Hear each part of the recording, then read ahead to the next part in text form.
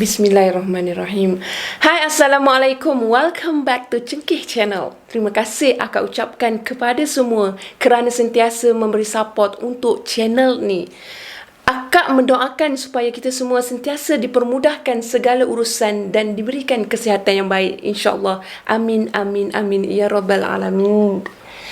Hari ini akan nak kongsikan kisah yang menyayat hati berkaitan dengan sihir. Kalau korang nak tahu tentang kisah tersebut, korang kena stay dengan akak. Bismillahirrahmanirrahim. Alhaakumut takathur hatta zurtumul maqabir. كلا سوف تعلمون ثم كلا سوف تعلمون كلا لو تعلمون علم اليقين لترون الجحيم ثم لترونها عين اليقين ثم لتسألن يومئذ عن النعيم.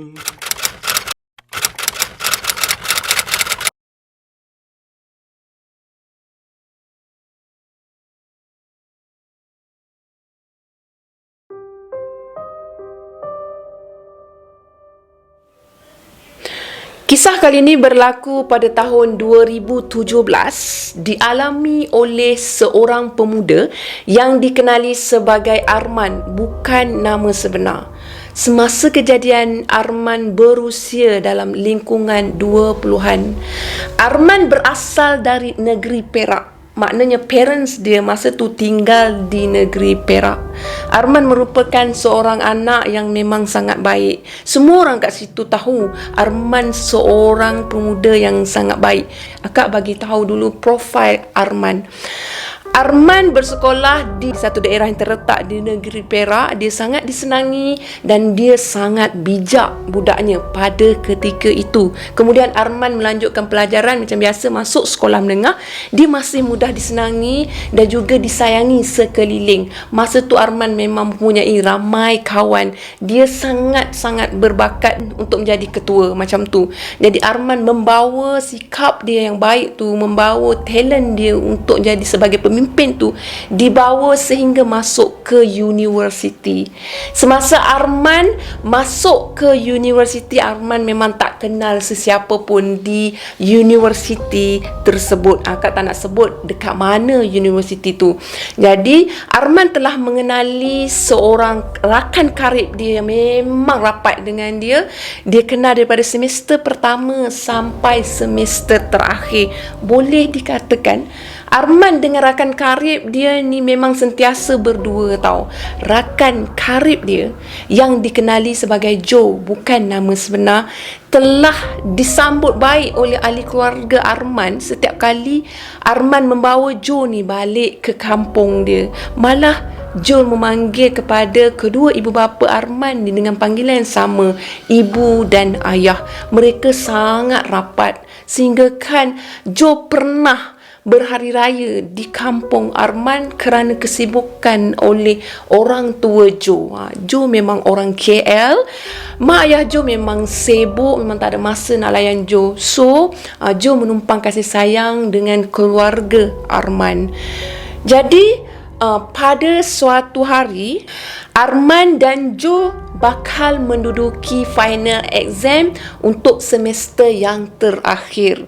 Jadi Joe ni dia macam kurang sikit dia punya kebijaksanaan daripada Arman. Malah Joe ni dia tak ada talent untuk jadi pemimpin macam Arman tau. Sebab Arman dia ada kelebihan yang orang kata memang sukar dimiliki oleh orang lain. Kalau kata 10 tu dia seorang macam tu.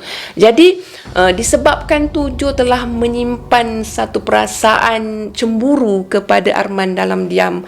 Jadi Joe telah mengambil tindakan yang salah, menemui Bomo untuk menggagalkan peperiksaan akhir tahun Arman. Malangnya, usaha Joe juga gagal apabila Arman telah berjaya mendapat anugerah cemerlang, anugerah dekan, malah mendapat anugerah pelajar terbaik untuk jurusan jurutera yang diambil pada waktu tersebut. Jadi Jo memang kecewa lah sebab dia tak boleh nak tandingi Arman, memang tak boleh lah kan. Lepas tu Arman memang tak menyedari lagi perbuatan daripada rakan karib tu. Jadi dia meneruskan dengan persahabatan dia tu dengan Jo tanpa was-was dan ragu-ragu. Mereka menyewa di rumah yang sama. Suatu hari selepas result semua dah dapat, diploma semua dah dapat, Arman dengan Jo telah buat keputusan untuk pergi temuduga di satu agensi kerajaan.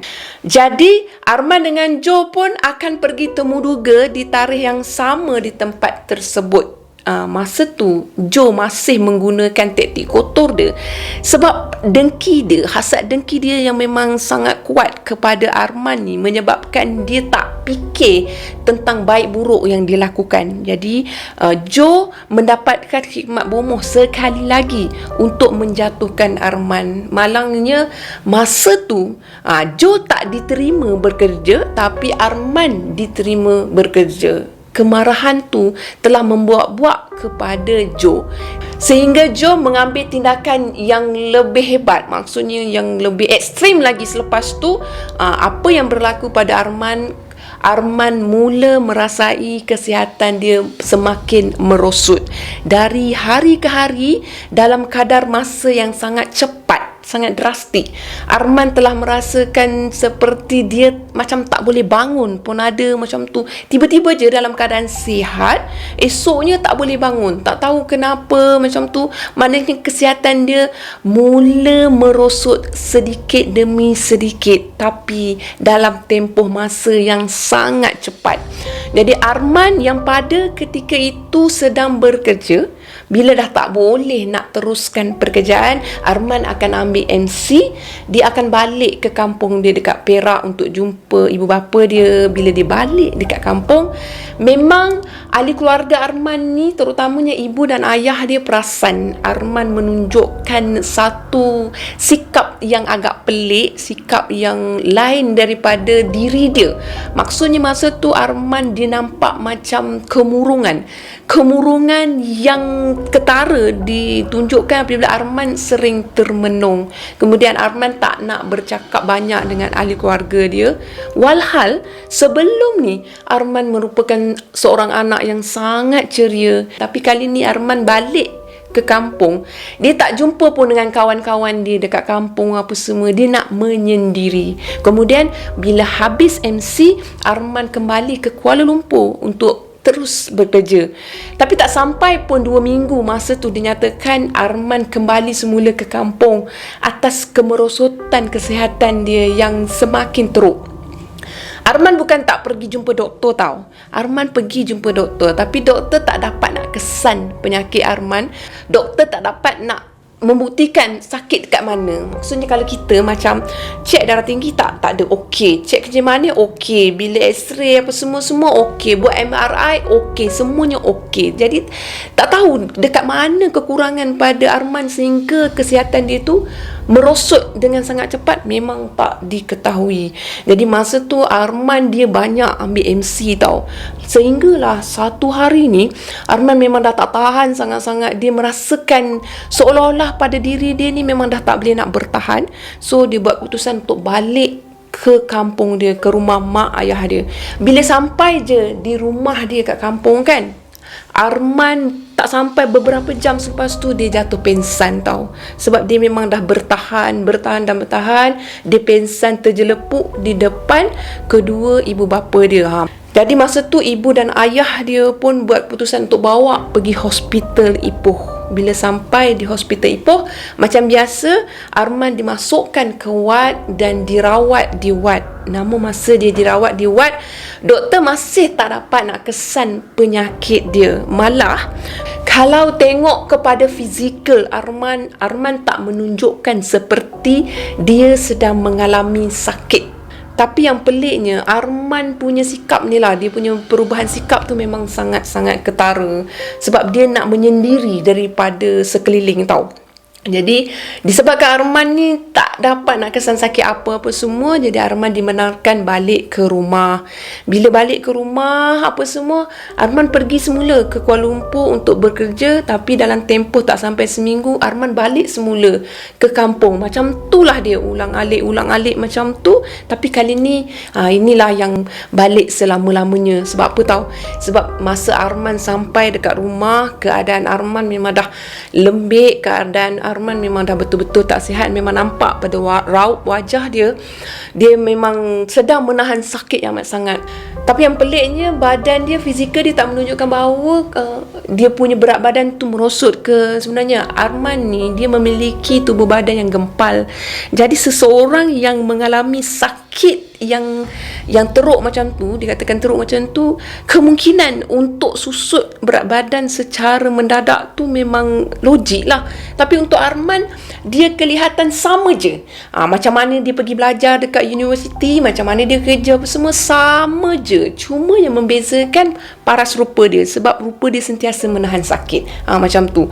Jadi masa hari yang last tu, dia duduk kat rumah dia tu, dia masih lagi pingsan sekali lagi. Lepas tu dia dibawa ke hospital Ipoh.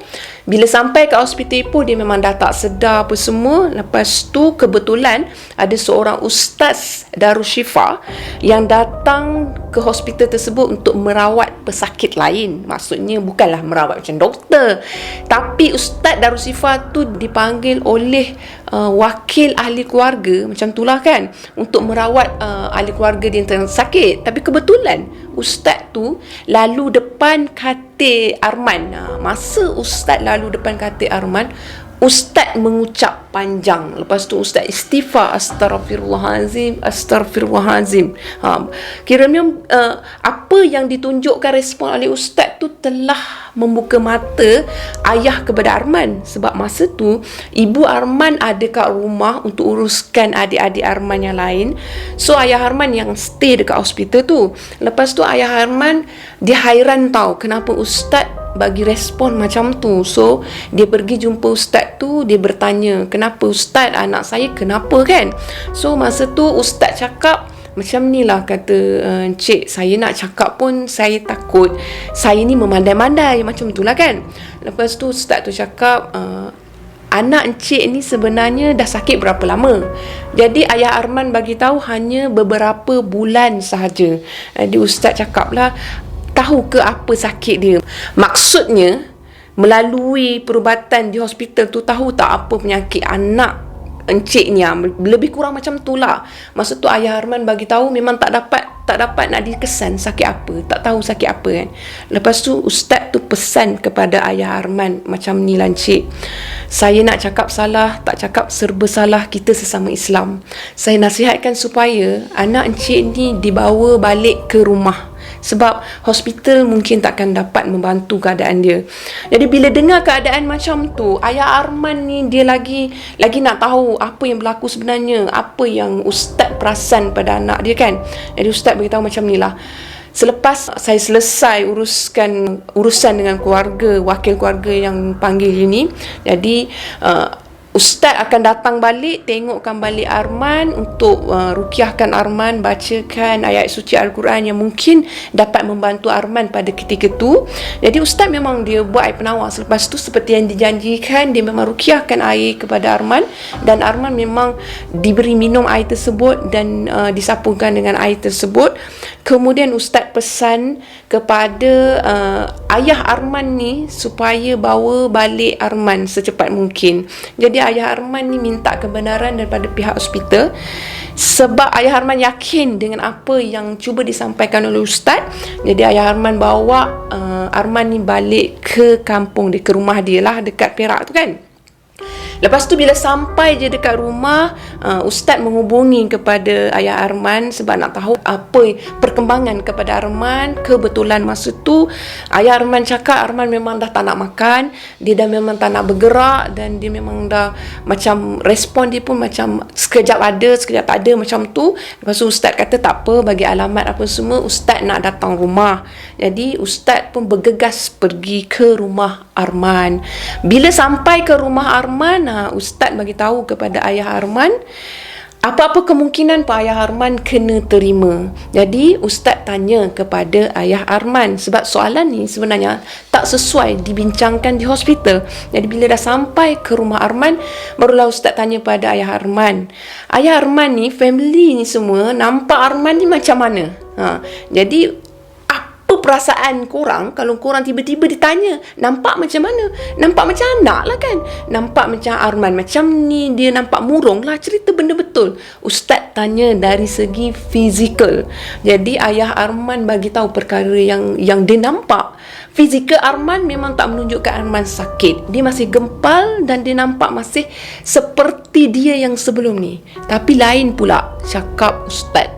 Ustaz bagi tahu kepada Ayah Arman bahawasanya Arman dah kurus.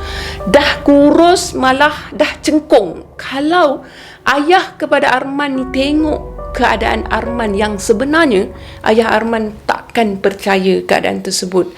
Kemungkinan itu akak tak tahulah, wallahualam, tapi ibu kepada Arman ni bagi tahu perkara yang sama. Kemungkinan penglihatan mereka ni ditutup untuk melihat fizikal sebenar Arman semasa dia sakit. Dia seolah-olah macam dibiarkan nampak macam sihat tapi sebenarnya sakit macam tu. Jadi Ustaz ambil masa tu untuk minta izin lah daripada ayah ibu Arman ni untuk bukan menyembuhkan. Dia tak boleh nak menyembuhkan tau, tapi Ustaz ingin membantu apa yang dia mampu bantu pada ketika tu. Ustaz macam biasa akan minta air apa semua, Ustaz akan rukiahkan pada Arman. Kemudian Ustaz akan minta supaya Arman ni dibacakan Yasin apa semua, sebab Ustaz tahulah kan keadaan Arman memang sangat-sangat nazak pada waktu tu. Jadi bila Ustaz dah bantu keadaan tu, alhamdulillah keadaannya nampak seperti biasa. Maksudnya macam mana Ustaz gambarkan fizikal Arman pada masa tu kurus dan cengkung, macam itulah yang dilihat oleh kedua ibu bapa Arman. Alangkah terkejutnya mereka apabila mereka dapat melihat keadaan fizikal sebenar Arman. Yang selama ni Arman tanggung adalah kesakitan yang amat sangat. Bila Arman bertahan hanya beberapa jam, tak silap akak, selepas pada Ustaz datang ke rumah dia, hanya beberapa jam kemudian Arman telah menghembuskan nafas yang terakhir di rumah tersebut. Jadi ibu dan ayah Arman redha dengan permergian Arman. Namun ibu kepada Arman ni, dia melahirkan anak itu, dia yang membesarkan anak itu dan melihat anak itu, terasa seolah-olah macam satu perbuatan yang sangat kejam dilakukan ke atas anak dia. Bila pandangan seorang ibu dan seorang ayah wa imma ahli keluarga pun tak dapat melihat keadaan fizikal Arman yang sebenarnya, macam itulah. Lepas tu Ustaz yang sama, alhamdulillah Ustaz tu memang bagus. Dia memang datang untuk baca Yasin dan tahlil arwah ni. Masa tu ayah kepada arwah Arman ni dan ibu kepada arwah Arman ni, dia berterima kasih sangat kepada Ustaz sebab Ustaz sedikit sebanyak telah membantu mereka kan. Ustaz menasihatkan supaya mereka berdua ni redha dengan apa yang berlaku. Kita tak tahu siapa yang telah buat perkara yang terkutuk tu kepada anak dia. Jadi kita tak boleh nak menuduh siapa-siapa. Jadi kita kena terima keadaan tu seadanya. Kena bersabarlah macam tu. Dalam bersabar pun, ibu kepada Arman ni sering mencari rakan-rakan dia untuk meluahkan perasaan dia. Sebab sayang dia terhadap Arman ni memang sangat-sangat tinggi. Tambah pula Arman tu merupakan anak sulung. Selepas hampir beberapa bulan, lebih kurang macam tu, tak sampai 2 bulan pun, Arman meninggal dunia. Rakan karib Arman yang bernama Jo tadi telah datang ke rumah Arman, maknanya jumpa mak ayah Arman kat situ. Ibu dan ayah Arman hairan kenapa masa arwah meninggal dunia, Jo tak menunjukkan kelibat dia langsung untuk datang melawat rakan dia. Sedangkan Jo dianggap seperti anak kandung mereka dan Jo merupakan rakan karib kepada Arman. Bila Jo datang ke rumah, Jo bagi salam, Assalamualaikum ibu ayah, macam tu. Lepas tu mereka buka pintu, masa tu tengok Jo memang dah pun sujud di kaki kedua orang tua tu. Lepas tu Jo minta maaf. Jo cuma ulang perkataan, saya minta maaf, saya minta maaf, saya minta maaf. Jadi kedua ibu bapa Arman ni hairan Kenapa pula angin tak ada, ribut tak ada, apa semua tak ada, datang-datang nak minta maaf, menangis terisak-isak dengan penuh perasaan, menangis semua kan. Jadi tergamam mereka, terkejut. Kemudian ibu dan ayah Arman ni, dia lihat kepada Joe ni. Joe datang dalam keadaan kusut masai, dalam keadaan tak terurus, dalam keadaan badan dia dah semakin merosot, dia punya berat badan dia macam tu lah, lebih kurang, muka dia dah cengkung apa semua kan. Jadi masa tu mereka ajak masuk dalam rumah sebab mereka tak tahu apa-apa pun sebenarnya yang berlaku. Bila masuk dalam rumah, barulah Joe ni berterus terang tentang perbuatan dia pada Arman. Dia yang bomohkan Arman, dia yang sakitkan Arman. Dia memang berterus terang dengan harapan dia akan dapat menyelesaikan masalah dia. Apa yang berlaku pada Joe sebenarnya? Jadi perkara yang berlaku pada Joe selepas Arman meninggal dunia, Joe memang sedia maklum Arman telah meninggal dunia. Rasa bersalah Joe telah menyelubungi hidup Joe selepas tu, kerana Joe sering melihat kelibat Arman berlega-lega di dalam rumah Joe. Macam tu. Mana rumah yang Joe tinggal sekarang, masa tu mana Joe dah keluar daripada rumah sewa kan. Jadi Joe dah tinggal di rumah lain. Kat rumah tu lah dia nampak kelibat Arman. Setiap kali dia macam nak mandi ke, dia nampak Arman lalu lintas depan dia. Dia nak tidur, nak pejam mata pun dia nampak kelibat Arman. Lepas tu ke mana? Apa pun dia nak buat, dia nampak kelibat Arman, sehingga menyebabkan dia tak selera nak makan, sehingga menyebabkan dia macam kemurungan juga, macam tu. Jadi dalam masa yang sama, Joe ni telah didatangi dengan satu lembaga. Dia kata macam tu, lembaga yang berbulu, berbadan besar, bermata merah. Lembaga tu seolah-olah macam ingin bersama dengan Joe tau, nak juga stay dengan Joe, ekori apa Joe buat. Jadi perkara-perkara macam tu telah membuatkan Joe ni macam separuh gila tau, macam tak tenteram dan sebagainya. Dan Joe buat putusan dia nak pergi jumpa dengan mak ayah Arman untuk minta maaf. Tapi korang, perkara dah berlaku, Arman telah meninggal dunia. Pada siapa lagi Joe nak pergi minta maaf? Jadi masa tu juga Joe minta izin daripada kedua ibu bapa Arman ni nak pergi melawat kubur arwah Arman ni, sebab dia nak minta maaf. Nak minta maaf dekat kubur, korang rasa boleh ke dimaafkan ke macam mana? Kita memang tak tahu, wallahualam. Apa yang cuba dinasihatkan oleh ahli keluarga Arman ni supaya Joe ni sebenarnya bertaubat. Sebab perbuatan meminta tolong selain pada Allah tu sebenarnya syirik dan kurafat, memang salah di sisi agama Islam. Dan urusan Joe dengan Arman tu memang mak dan ayah Arman tak boleh nak nyatakan apa yang berlaku sebab perkara dah lepas kan. Jadi untuk mak dan ayah arwah Arman ni tak boleh terima, memang tak boleh terima, tapi sama juga kena terima juga sebab perkara tu dah pun berlaku. Jadi selepas tu tak dinyatakan pula apa yang berlaku seterusnya kepada Joe, tapi ibu kepada Arman ni cuma cakap Joe dia macam tak berapa nak settle sikit, dia pun tak bekerja dan dia macam meneruskan hidup dia dengan apa yang dilihat dia, apa yang didengar dia dan imajinasi dia. Macam itulah kejadiannya.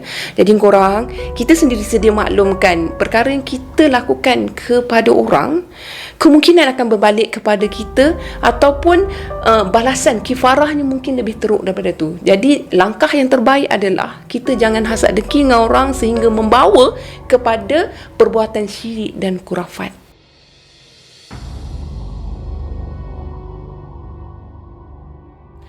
Seterusnya akak akan ceritakan satu lagi kisah sihir yang dialami oleh seorang wanita yang dikenali sebagai Ita. Wanita tersebut berusia 21 tahun semasa kejadian. Apa yang berlaku sebenarnya? Ita baru sahaja tamat pengajian di satu IPT yang terletak di Kuala Lumpur. Bila dia balik ke kampung dia di Kuantan, Ita telah pun diterima bekerja secara kontrak di satu agensi kerajaan. Masa tu dia bersama dengan beberapa orang rakan dia bekerja di agensi tersebut. Bila dia kerja kat situ, tanpa disangka dan diduga oleh Ita, dia telah diminati oleh seorang lelaki yang memang dah kerja lama dekat situ. Jadi Ita tidak melayan pada awalnya, tapi selepas tu Ita rasa macam lelaki tersebut memang betul-betul minat kat dia, suka kat dia. Tapi masa tu Ita telah pun bertunang. Jadi Ita confused lah, nak pilih tunang dia ke nak pilih lelaki ni. Malangnya lelaki yang akak sebut ni sebenarnya sudah berkahwin. Jadi perkara yang agak keliru telah berlaku di sini apabila Ita mula merasakan seolah-olah dia merampas kebahagiaan orang lain. Jadi Ita buat keputusan untuk putuskan hubungan yang bukan melarat mana pun dengan lelaki tersebut. Jadi lelaki tersebut tak puas hati.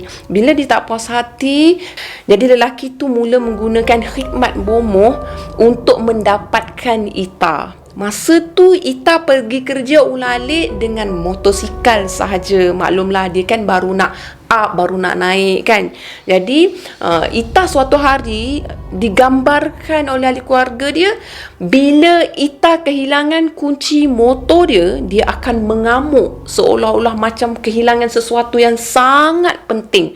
Masa tu ibu kepada Ita ni dia perasan sesuatu, apa yang tak kena dengan kunci motor tersebut. Jadi mereka siasat pada kunci motor tu. Kunci motor tu tak jumpa juga. Ita tetap pergi kerja juga dengan kawan dia.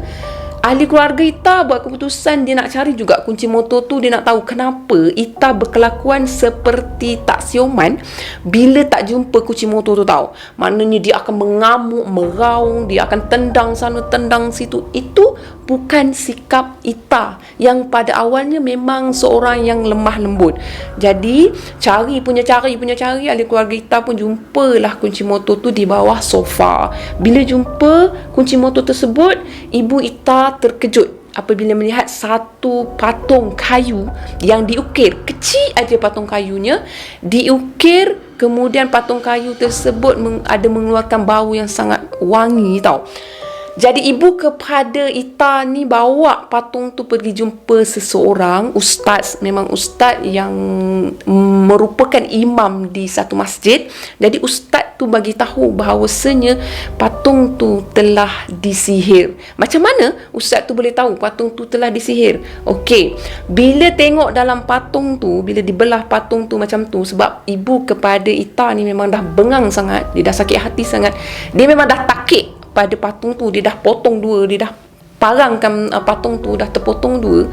Patung tu sebenarnya terselit satu mutiara macam mata yang direka, macam mana nak cakap, mata yang kita buat sendiri, kemudian di mata tu dia akan calitkan kepada sihir pemikat. Lebih kurang macam tu, dalam bentuk macam mana tak dinyatakan. Kemudian mata tu akan dimasukkan pada patung tu. Jadi patung tu dikorek bentuk mata dia. Ni akak jelaskan apa yang dijelaskan tau. Kemudian bila Ita memegang kepada patung tersebut, Ita akan jatuh cinta, teringat-ingat, tergila-gila pada lelaki yang lakukan perkara tersebut pada dia. Jadi perubahan Ita hari demi hari menyebabkan ahli keluarga Ita ni, ahli keluarga tunang dia ni ingin berusaha untuk membantu Ita tau. Jadi makin mereka berusaha, masa itulah sesuatu yang pelik telah berlaku apabila Ita sering histeria. Kenapa dia histeria? Sebab Ita sering nampak ada sesuatu lembaga yang berbadan besar, yang berbulu juga, sama juga macam cerita yang pertama, tapi bukan lembaga yang samalah. Tapi lembaga tu seolah-olah ingin menarik Ita tau, ingin tarik tangan Ita, ingin paksa Ita pergi ke satu tempat. Macam tu. Setiap kali lembaga tu cuba untuk memaksa Ita, setiap kali itulah Ita akan histeria sebab dia ketakutan. Dalam masa yang sama juga, kadang-kadang bila Ita ni tidur lena di katil di bilik dia, Ita didatangi dengan tangan yang berbulu. Korang bayangkanlah, tangan yang berbulu tu pegang pada kaki dia, cuba menarik dia tau. Macam tu. Terasa di tangan tu dia macam tangan yang melekat-lekat macam tu, bergetar-getar macam tu, tapi berbulu. Macam lain sangat. Lepas tu bila Ita tengok ke arah lembaga tu menghilang macam tu. Lepas tu dari hari ke hari, ahli keluarga Ita cuba juga untuk membantu Ita bersama dengan nenek kepada tunang dia tu. Sebab nenek kepada tunang ni memang sayang betul dengan Ita. Sebab Ita ni baik orangnya, nak juga hubungan dia orang diteruskan. Jadi mereka berusaha juga untuk membantu Ita dari hari ke hari. Walaupun Ita dah istirahat lebih pada 3 kali, malah Ita telah dimasukkan ke hospital dan juga tidak diketahui apa penyakit dia. Ita sering muntah sampai muntah dia tu jadi muntah hijau yang memang dah tak ada isi dalam perut dia. Tapi doktor cakap Ita tak ada masalah apa-apa, tak ada sakit apa-apa, tak ada kekurangan apa-apa. Ita masuk hospital, dibawa balik ke rumah. Kemudian orang kata dibawa kepada ustaz apa semua kan. Jadi ikhtiar demi ikhtiar memakan masa juga untuk Ita menjauhkan diri daripada lelaki tersebut. Masa Ita tu mengalami sihir tu, Ita seolah-olah macam nak pergi kepada lelaki tu je, nak jumpa lelaki tu je. Tapi disebabkan situasi macam ni, bantuan istiqomahnya ahli keluarga Ita ni untuk membantu juga Ita dalam keadaan macam tu, alhamdulillah akhirnya Ita telah pun berkahwin dengan tunang dia dalam keadaan rahsia. Maksudnya macam ni. Okey, Tok Kadi, Kak panggil Tok Kadi lah ya. Tok Kadi yang nikahkan Ita dengan tunang dia ni, dia dah dengar tahu apa yang berlaku pada Ita ni. Jadi bila dia tahu keadaan macam tu, dia bagi cadangan supaya jangan diadakan pernikahan dekat rumah. Tapi Tok Kadi tu buat keputusan untuk nikahkan di rumah Tok Kadi tu. Dan Tok Kadi tu minta dirahsiakan tempat untuk bernikah untuk mengelakkan perkara-perkara yang tidak diingini, seperti lelaki tersebut cuba melakukan perkara yang lebih berani lagi untuk memisahkan mereka ni. Alhamdulillah selepas tu Ita dengan tunang dia telah bernikah menjadi suami isteri yang sah. Untuk pengetahuan korang, wa imam mereka dah menikah sekalipun, kejadian demi kejadian yang menyeramkan, histeria, bertempik, bertelolong apa semua tetap berlaku hari demi hari, sehingga ahli keluarga kepada Ita ni dengan ahli keluarga suami dia ni dah buat keputusan memang dia nak bawa berubat ke negeri Kelantan. Macam tu, pergi negeri Kelantan, jumpa dengan ustaz, jumpa dengan orang yang mahir dalam bidang ni di negeri Kelantan, kemudian bawa kepada orang yang memang orang yang betul, jangan bawa ke tempat yang salah. Alhamdulillah pasangan ni telah berpindah ke satu negeri yang Kak tak boleh tahu negeri mana. Mereka hidup bahagia dekat negeri itu dan sekarang mereka dah mempunyai anak. Alhamdulillah Ita pun dah beransur pulih. Sehinggalah masa Ita memiliki 3 orang anak, Ita telah dihubungi oleh rakan lama dia yang turut bekerja dengan dia, yang kerja kontrak tadi tu. Ita memaklumkan bahawa lelaki yang sihirkan dia dalam keadaan sakit sekarang ni, dan lelaki tersebut sebenarnya dah pergi berubat ke sana, ke sini, ke situ, pergi berubat semua. Sebab apa? Sebab difahamkan oleh rakan karib Ita ni bahawa lelaki tu memang dah tak boleh lupakan kepada Ita. Maknanya perkara tersebut telah dipulangkan balik, kifarahnya berpusing kepada lelaki tersebut. Lelaki tersebut mengalami kemurungan sebab dia kan dah berkahwin. Jadi hubungan dia dengan isteri dia jadi renggang, hampir bercerai katanya. Sebab lelaki tersebut hanya menyebut nak Ita. Kat mana Ita, nak cari Ita. Ita dah berpindah jauh daripada kawasan tu. Sehinggalah akak akak pun tak sure sebenarnya selepas tu apa yang berlaku pada lelaki tersebut. Tapi rakan kepada Ita ni, dia bagi tahu bahawa lelaki tu jatuh sakit tau. Lantaran daripada perbuatan dia tu, dia sering diganggu dengan perkara-perkara yang mistik. Mistik macam mana akak memang tak diterangkan, tapi macam itulah akhirnya dia jatuh sakit dan apa yang berlaku lepas tu memang tak diketahui. Melalui dua kisah yang akak sampaikan tadi, bersamalah kita untuk ambil iktibar dan ambil panduan atas apa yang berlaku. Kita jangan ulangi kesilapan orang lain, malah kita jadikan ia sebagai satu panduan dalam hidup kita. Kerana perbuatan syirik dan khurafat ini merupakan salah satu daripada dosa besar. Jadi sama-samalah kita untuk nasihatkan diri kita masing-masing. Baik korang, Assalamualaikum. Terima kasih dengar. Bye. Jangan lupa subscribe. Bye.